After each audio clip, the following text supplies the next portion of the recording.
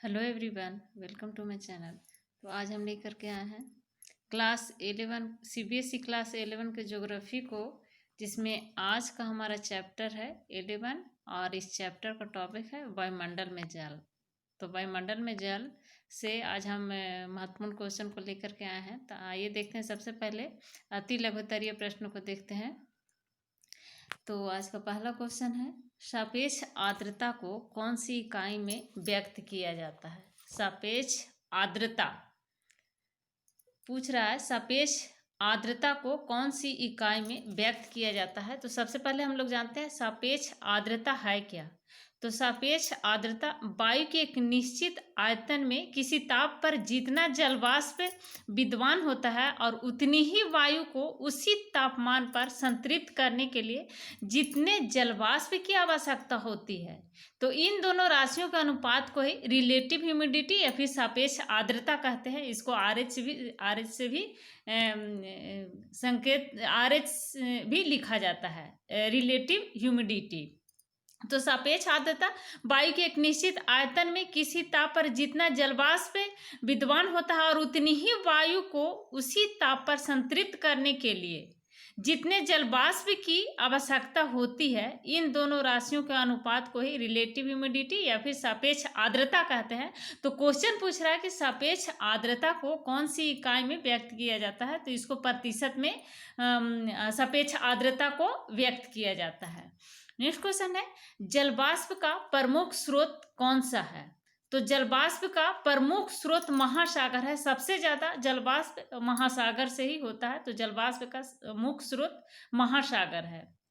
उसके बाद समुद्र भी है और छोटे छोटे कुआं तालाब इस सबसे भी होता है, लेकिन सबसे जलवाष्प का प्रमुख स्रोत महासागर ही है। नेक्स्ट क्वेश्चन है, विशिष्ट आर्द्रता में वायु का भार माप की किस इकाई के द्वारा प्रकट किया जाता है। तो किलोग्राम में विशिष्ट आर्द्रता में वायु का भार माप की किस इकाई के द्वारा प्रकट किया जाता है। तो विशिष्ट आर्द्रता में वायु का भार किलोग्राम में प्रकट किया जाता है, किलोग्राम। तो विशिष्ट आर्द्रता है क्या।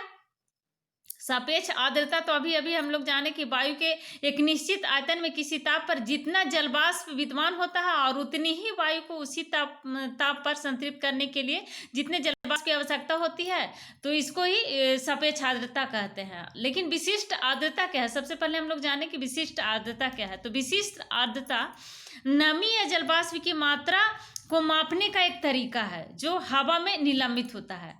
तो विशिष्ट आर्द्रता के वायु का भार किलोग्राम में मापा जाता है।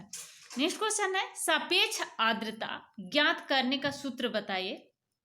तो सापेक्ष आर्द्रता को ज्ञात करने का सूत्र है सापेक्ष आर्द्रता निरपेक्ष आर्द्रता बटा, यानी सापेक्ष आर्द्रता और निरपेक्ष आर्द्रता दोनों एक ही होता है। तो सापेक्ष आर्द्रता बटे आर्द्रता सामर्थ्य इंटू 100, इसका सूत्र है सापेक्ष आर्द्रता को ज्ञात करने का एक फॉर्मूला है। नेक्स्ट क्वेश्चन है, वृष्टि या वर्षण के कौन कौन से रूप हैं। तो वृष्टि या फिर वर्षण है क्या। तो वर्षण या वृष्टि एक मौसम विज्ञान की प्रचलित शब्दावली है जो वायुमंडलीय जल के संघनित होकर किसी भी रूप में पृथ्वी की सतह पर वापस आने को कहते हैं। इसी को वृष्टि या वर्षण कहते हैं। ये भी एक वर्षा का रूप ही है, वृष्टि या वर्षण। तो इसको कौन कौन से रूप है। तो हिमपात, ओलावृष्टि, वर्षा, ये सब वृष्टि और वर्षण का ही रूप है। नेक्स्ट क्वेश्चन है, निरपेक्ष आर्द्रता को परिभाषित कीजिए। तो वायु के प्रति इकाई आयतन में उपस्थित जलवाष्प की वास्तविक मात्रा को ही निरपेक्ष आर्द्रता कहते हैं या फिर सापेक्ष आर्द्रता, दोनों एक ही है, या फिर रिलेटिव ह्यूमिडिटी इसको बोला जाता है। तो वायु के प्रति इकाई आयतन में उपस्थित जलवाष्प की वास्तविक मात्रा को ही निरपेक्ष आर्द्रता कहा जाता है। नेक्स्ट क्वेश्चन है, उष्मांक को परिभाषित कीजिए। तो उष्मांक क्या है। उष्मांक वह तापमान जिस पर संघनन की क्रिया शुरू होती है। तो आप जानते हैं संघनन क्या है, यहाँ दिया हुआ है संघनन की क्रिया शुरू होती है। तो हम जानेंगे तो संघनन क्या है। तो संघनन गैस से द्रव बनने की परिघटना को संघनन कहता है। गैस अवस्था से द्रव अवस्था में जब होता है तो गैस से द्रव में बनने की परिघटना, जो परिघटना होती है उसी को संघनन कहते हैं। यह वाष्पन के विपरीत होता है संघनन। तो ओसांक वह तापमान जिस पर संघनन की क्रिया शुरू होती है। तो संघनन क्या है? गैस से द्रव बनने की प्रक्रिया है, परिघटना, उसको संघनन कहते हैं। तो वह तापमान जिस पर संघनन की क्रिया शुरू होती है उसको ओसांक कहा जाता है। अब है इसी चैप्टर से दीर्घ उत्तरीय प्रश्न। तो दीर्घ उत्तरीय प्रश्न में पहला प्रश्न है, वर्षा कैसे होती है? यह कितने प्रकार की होती है? चित्र बनाकर स्पष्ट कीजिए। तो जब किसी कारणवश जलवाष्प से लदी हुई वायु ऊपर उठती है तो वह ठंडी हो जाती है और जलवाष्प का संघनन होने लगता है। इस प्रकार जल कण पैदा होते हैं और वे वायुमंडल में उपस्थित स्थूल कणों पर एकत्रित होकर वायु में ही तैरने लगते हैं। अतः मेघों का निर्माण होता है। मेघ किसी अवरोध में टकराकर अपनी नमी को जल के रूप में पृथ्वी के धरातल पर गिरा देते हैं। इसे जल वर्षा कहते हैं। यह 3 प्रकार का होता है। तो वर्षा 3 प्रकार का होता है। पहला है संवहनीय वर्षा, कन्वेक्शन रेनफॉल। जब भूतल, संवहनीय वर्षा है क्या? तो जब भूतल बहुत गर्म होता है, भूमि का जो तल होता है और भू का तल जब बहुत गर्म होता है तो उसके आसपास का हवा भी गर्म होगा। तो उसके साथ जितने लगे हुए जो हवा रहेगा आसपास, वो हवा गर्म होगा। हवा जब गर्म होगा तो क्या होगा? ऊपर उठेगा। तो हवा गर्म होकर के चारों तरफ फैलेगा, ऊपर की ओर उठेगा। हल्की, क्योंकि गर्म हवा हल्की हो जाती है और हल्की होकर के ऊपर उठती है।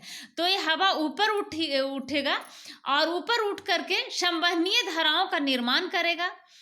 ऊपर जाकर यह वायु ठंडी हो जाती है और इसमें उपस्थित जलवाष्प का संघनन होने लगता है। संघनन में कपासी मेघ बनता है। कपासी मेघ वैसा मेघ जो रुई के समान दिखता हो, और यह कपासी मेघ 4000 से 7000 मीटर की ऊंचाई पर बनते हैं। तो संघनन में कपासी मेघ बनते हैं जिनसे घनघोर वर्षा होती है। इसे ही संवहनीय वर्षा कहते हैं। इसका चित्र देख लीजिए। ये गर्म जल ऊपर जा रहा है और उसके बाद इधर ठंडा हो रहा है। इसके बाद यहाँ देखिए उष्मा चालन द्वारा उष्मा का स्थानांतरण हो रहा है। पृथ्वी गर्म है, भूतल जब यहाँ गर्म होगा तो यहाँ के आसपास का जो हवा है वह भी गर्म होगा। जब हवा गर्म होगा तो ऊपर की ओर उठेगा और फिर उसके बाद ठंडी होकर के बादल बनेगा। बादल बन करके यहाँ भारी वर्षा करवाता है। उसी को संवहनीय वर्षा कहते हैं। दूसरा है पर्वतकृत वर्षा, जिसको पर्वतीय वर्षा भी कहते हैं। Orographic rainfall. तो जब जलवाष्प से लदी हुई गर्म वायु को किसी पर्वत या पठार की ढलान के साथ ऊपर चढ़ना पड़ता है तो यह वायु ठंडी हो जाती है।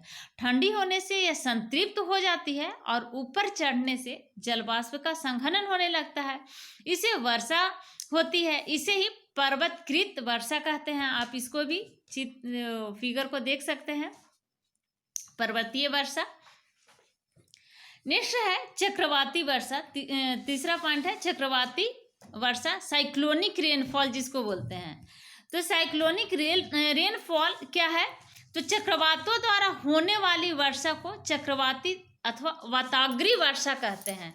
तो वाताग्री या फिर वाताग्री किसको बोलते हैं? तो 2 भिन्न स्वभाव वाली वायु राशियां ताप, गति, घनत्व, आर्द्रता, दिशा के मिलने से ढलुआ सतह का निर्माण होता है, जिसे वाताग्र कहते हैं।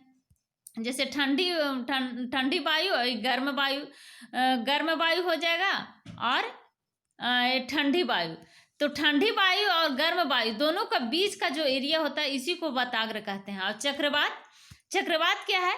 चक्रवात केंद्र में अगर लो प्रेशर है और बाहर हाई प्रेशर है तो हाई प्रेशर से हवा तेजी से यहाँ केंद्र की ओर मूव करेगा तो इसी प्रक्रिया में चक्रवात उत्पन्न होता है। तो इसी को चक्रवात कहा जाता है। तो चक्रवाती वर्षा, चक्रवातों द्वारा होने वाली वर्षा को चक्रवाती वर्षा या फिर वाताग्री वर्षा कहा जाता है।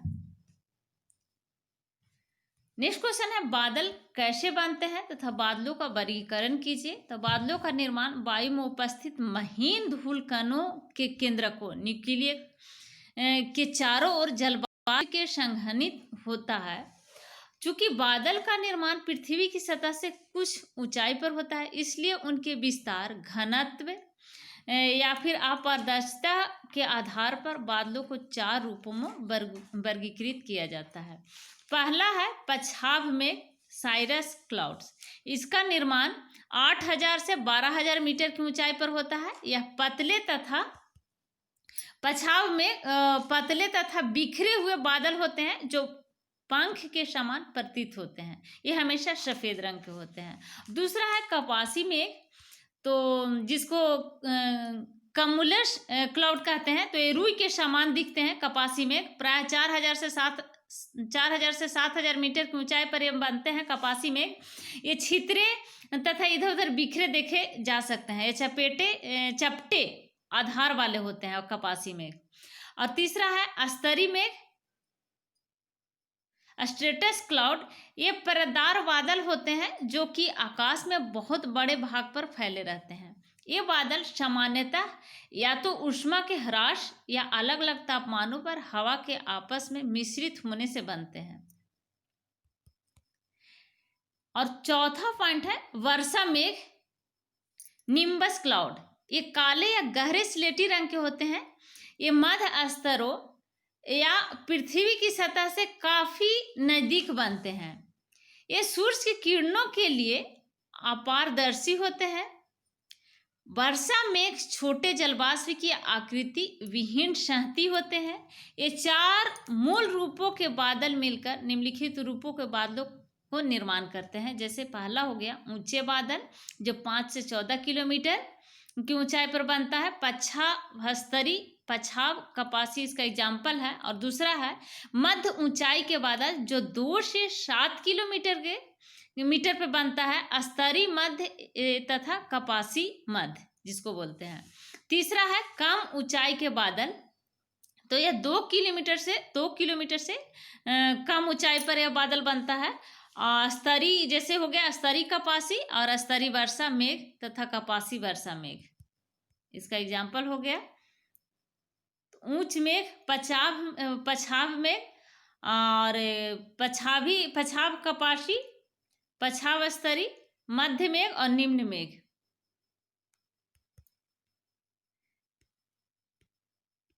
तो ये थे वायुमंडल में जल चैप्टर से महत्वपूर्ण क्वेश्चन। तो अगर अभी तक आपने मेरे चैनल को सब्सक्राइब नहीं किया है तो प्लीज़ मेरे चैनल को सब्सक्राइब करें, लाइक करें एंड शेयर करें। Thank you.